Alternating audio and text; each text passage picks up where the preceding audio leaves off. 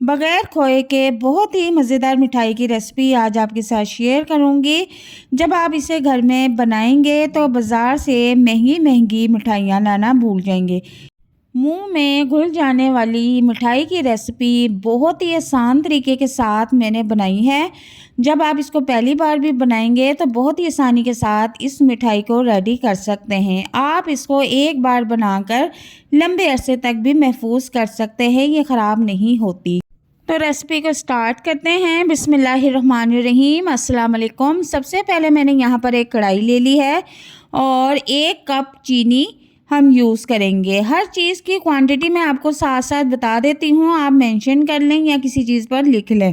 अब इसके बाद 2 से 3 चमची इसमें पानी डाल देंगे। इससे ज़्यादा पानी हमने इसमें नहीं डालना और इसको बिल्कुल नॉर्मल फ्लेम पे मेल्ट होने के लिए छोड़ देंगे। चीनी को हमने अब मेल्ट करना है। तो यहाँ पर आप देख सकते हैं कि तकरीबन चीनी मेल्ट होना शुरू हो गई है और अब मैं इसमें आधा किलो दूध डाल दूँगी। दूध आप चाहे तो खुला भी ले सकते हैं, चाहे तो आप डब्बे वाला दूध भी इस्तेमाल कर सकते हैं। जब हम इसमें दूध डालेंगे तो हमारी चीनी जो है वो सख्त हो जाएगी, लेकिन परेशान होने की ज़रूरत नहीं है।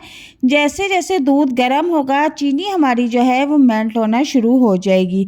तो यह चम्मच आपने बराबर चलाते रहना है और चूल्हे का फ्लेम आपने बिल्कुल नॉर्मल रखना है। तो यहाँ पर आप इसकी कंसिस्टेंसी देख सकते हैं कि दूध बॉईल होना शुरू हो गया है। अब हम इसको हल्की आंच पर पकने के लिए छोड़ देंगे। आधा किलो दूध जब पक कर 1 पाव रह जाए तो अब हम उसमें आधा नींबू ऐड कर देंगे।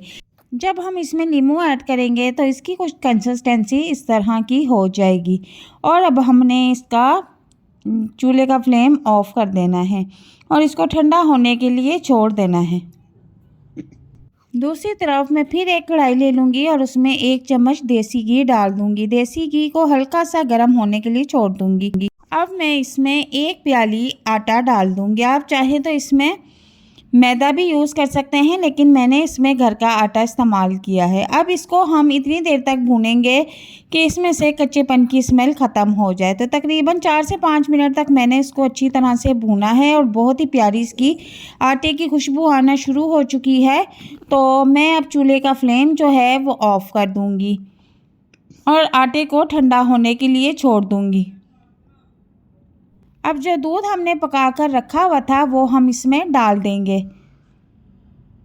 और आटे में अच्छी तरह से इस दूध को मिक्स कर लेंगे ताकि इसमें गुठलियाँ ना बने।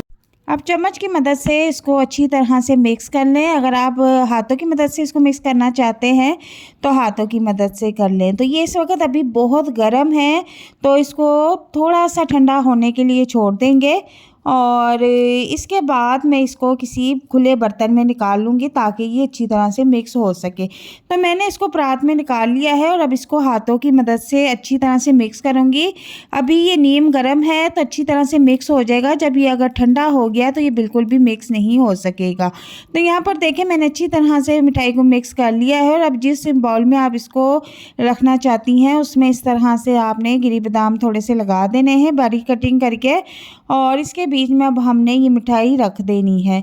और इसी तरह मैंने सारी मिठाई सेट कर ली है। अच्छी तरह से उसको प्रेस करके दबा के मैंने बाउल में भर ली है और अब यहाँ पर हम इसको फोल्ड करके निकाल लेंगे। तो आप देख सकते हैं कि बहुत ही मज़ेदार टेस्टी मिठाई बनके रेडी है। बाज़ार से महंगी केमिकल वाली मिठाई लाना भूल जाएंगे जब एक बार इस रेसिपी को आप घर में ट्राई करेंगे। बहुत ही आसान तरीके से बनके रेडी हो जाती है और बहुत ही कम चीज़ों में बनती है और जायका टेस्ट ऐसा है कि जब आप इसे खाएंगे तो बिल्कुल मुंह में घुल जाएगी और इसका टेस्ट बिल्कुल खोए जैसा है और बहुत ही टेस्टी मज़ेदार रेसिपी है।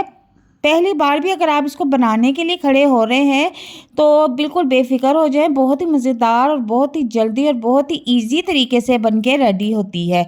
आप एक बार इस रेसिपी को घर में ज़रूर ट्राई करें, मेहमानों के साथ और अपने दोस्तों के साथ, फैमिली के साथ ज़रूर शेयर करें और मुझे कमेंट बॉक्स में लाजमी बताएं कि आपको मेरी ये रेसिपी कैसी लगी। तो उम्मीद करती हूँ कि आपको आज की मेरी रेसिपी बहुत पसंद आई होगी। तो मिलते हैं नेक्स्ट वीडियो में एक नई और मज़ेदार रेसिपी के साथ। तब तक के लिए इजाज़त चाहती हूँ। अपना बहुत सारा ख्याल रखना। अल्लाह हाफिज़।